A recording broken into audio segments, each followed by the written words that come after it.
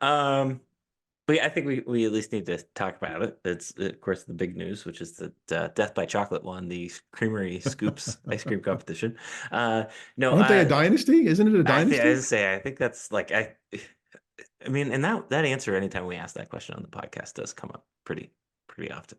This is just a plug to get free Creamery ice cream. That's what we're doing here. Or a sponsorship? Well, yeah. We ask a creamer question every time to a guest. We should Yeah. probably be getting a Yeah, sponsorship. that's true. That's true. No, okay. The big news, the real news of the week is that KeAndre Lambert-Smith is in the transfer portal. Apparently, and I think this is now common knowledge, or at least it's been publicly or non-paywall reported on Blue White Illustrated, but he kind of had cleared out his locker over the last like week or so. Um, I think the main thing that I'm wondering is why now and why not in December or in the January transfer portal of why he didn't go now and wonder what changed. Uh, I don't know if Penn State personally, if I feel that Penn State is any worse off wide receiver wise. I don't know if they're better off. But it's an interest. This is kind of the first drama saga that we've had in the NIL transfer portal combo era.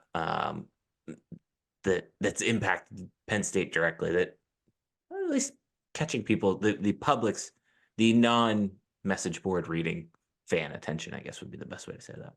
Yeah, like I don't think they're any better or worse, right? Like I think it's kind of hard for that receiver group to be worse in general. Yeah. So maybe they'll be better. Maybe they'll get somebody else coming in the transfer portal. And I guess maybe he just couldn't, the writing wasn't on the wall in December that became more clear in the past month or so. Yeah. So we'll see. I mean, there's just so much in that stuff that you'll just never know unless somebody asks at the new school, depending on how, and it'll depend on how clearly he wants to answer or whatever comes out later. And once it comes out later, does it really matter? Right. I mean, that's one of the things about it is it's just, Yeah. yeah, that person's gone, which is, you know, both interesting that it won't matter at some point, and it kind of matters now, but doesn't. So, yeah, I think it's just it'll be interesting to see if anybody follows him, right, or what happens now, right? In the whole we've got to recruit our locker room kind of thing. If that does happen at this point, they've done a good job of keeping their people in general. It seems like, except for and nobody really high profile maybe except for this. So, I think yeah, I don't know. I think I kind of said this on Twitter this morning, and it's kind of weird because, like, in some ways, in that specific department or that portion of the locker room, Penn State needs like a PR win, and I think they got that in a way with the Julian Fleming thing. Um, but I don't necessarily think they're. I think you're just gonna have to shut up and wait until football season to kind of see that PR win, assuming everything kind of holds steady. Because I don't, they're over the scholarship limit, and like I know there's like some workarounds that they can do, but they still have to get some of those numbers down or find the workarounds to get those numbers or down. Um, and I think you're just gonna have to kind of be patient. The other thing that I kind of keep going back to, and maybe the blue white game did reassure me of this, is last year a lot of the offense ran through the tight ends. Tyler Warren was one of the top pass catchers on the team, and Theo Johnson obviously off to the draft, but by all means, by all counts, by what we saw between Khalil Dinkins and Andrew Raplia like this weekend, I think you at least see some semblance that those guys are still options, and that part of the passing game is fine with me. It's just kind of up to the quarterback to make sure he can connect with those guys, and we'll go from there. But I don't know.